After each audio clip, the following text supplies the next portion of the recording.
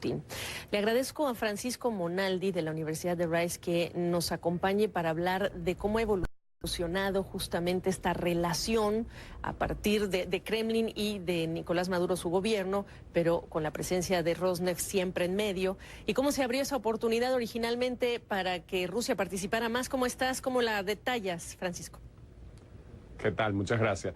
Sí, fíjate, es muy interesante esa evolución porque hasta el final, digamos, de la vida de Chávez, el principal prestamista de Venezuela era China, pero China dejó de renovarle los créditos a Venezuela, y los rusos, en particular el señor Sechin, vieron una oportunidad importante de establecer algo parecido a lo de los chinos, es decir, prestarle dinero a cambio de repagos en petróleo, pero también de adquirir una serie de activos muy interesantes en el sector petrolero venezolano y en el sector gasífero venezolano, en un momento en que, como Venezuela estaba tan desesperado, le ofreció, digamos, condiciones muy atractivas a los rusos. Y desde entonces el señor Sechin ha ido muchísimas veces a Venezuela.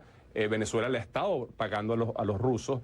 La deuda militar, que son como 3.000 millones de dólares, esa sí está, en este momento no se está pagando sino los intereses, pero la deuda petrolera se está pagando y ha ido bajando de unos 6.000 millones a unos 2.5 millones de dólares. ¿Cuál es para ti la lógica de negocios que tiene Sechin o incluso a través de Rosneft en Venezuela? Es decir, ¿quiere hacer negocio allí de largo plazo o hay otra óptica?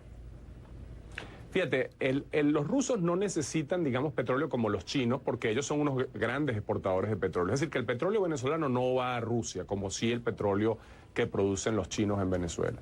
En el caso de los rusos, además, la empresa Rosneft tiene una cantidad de proyectos en Rusia que no ha podido acometer por la situación, digamos, financiera en que se encuentra la empresa. O sea que no pareciera que, digamos, entrar en otros países es una primera prioridad para ellos. Pero la oportunidad se presentó en Venezuela de obtener unos activos en condiciones que más nadie los podía obtener y tener una relación privilegiada con el gobierno venezolano, que además se alineaba con los objetivos geopolíticos del Kremlin, ¿no? Entonces las dos cosas parecían funcionar juntas. Y además, de alguna manera, es como una especie de hedge, ¿no? De garantía que permite que si la situación en Venezuela lleva a una transición política, al menos los rusos tengan unos activos muy interesantes que se van a revalorizar en la medida en que la reconstrucción del país ocurra.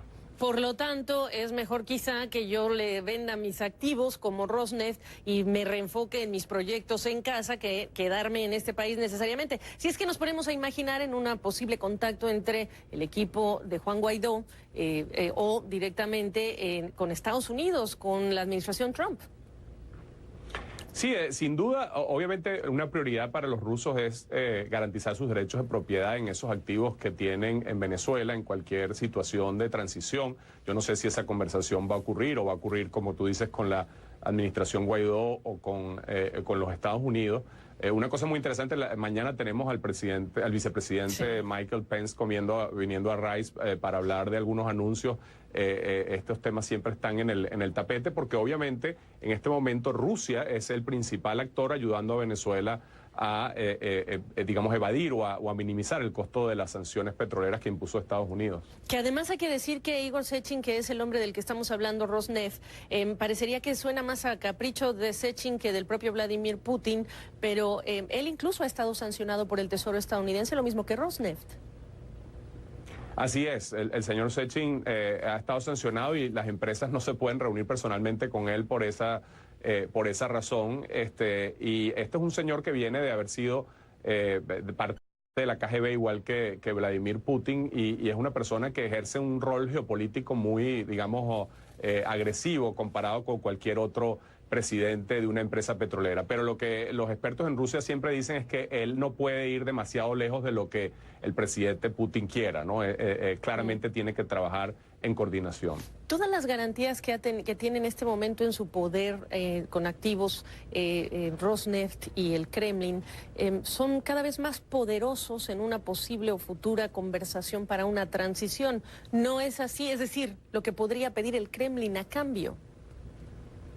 Sí, bueno, ahí más allá del sector petrolero está el hecho de que Rusia ha, digamos, colaborado militarmente con Venezuela y como sabes recientemente hicieron un gesto simbólico de enviar algunos técnicos y tropas y vino un alto general soviético. Entonces, ciertamente, la combinación de su rol en el sector petrolero, en el que están entre los principales inversionistas de la industria petrolera venezolana y su participación en el tema, digamos, geopolítico-militar, hacen de Rusia un elemento absolutamente central en cualquier negociación para una transición en Venezuela. Y eso parece que lo tiene claro el gobierno de los Estados Unidos, que ha estado trabajando esa relación.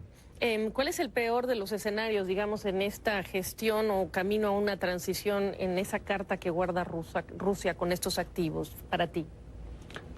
Mira, los rusos, yo lo que he escuchado es que su gran preocupación es que pase algo como lo que pasó en países que yo espero que no pase en Venezuela, por supuesto, como Siria o Libia, en el cual ya el tema no es si los activos que tienes les respetan tus derechos de propiedad, simplemente que es el peor escenario en el que tienes que salir corriendo porque hay una situación de inestabilidad política muy severa y no puedes, digamos, materializar ni recuperar tus deudas ni siquiera materializar esa ventaja de tener unos activos atractivos en un periodo de transición. Yo le asigno baja probabilidad a ese escenario, pero sí sé que esa es una de las grandes preocupaciones del Rosneft, de la empresa Rosneft. Claro. Oye, curioso, para cerrar solo el detalle, que tú y yo hablamos en el día que también se reúnen el canciller Arreaza con Bashar al-Assad. Curioso, ¿no? Ya nos vamos, Francisco, te agradezco. Placer.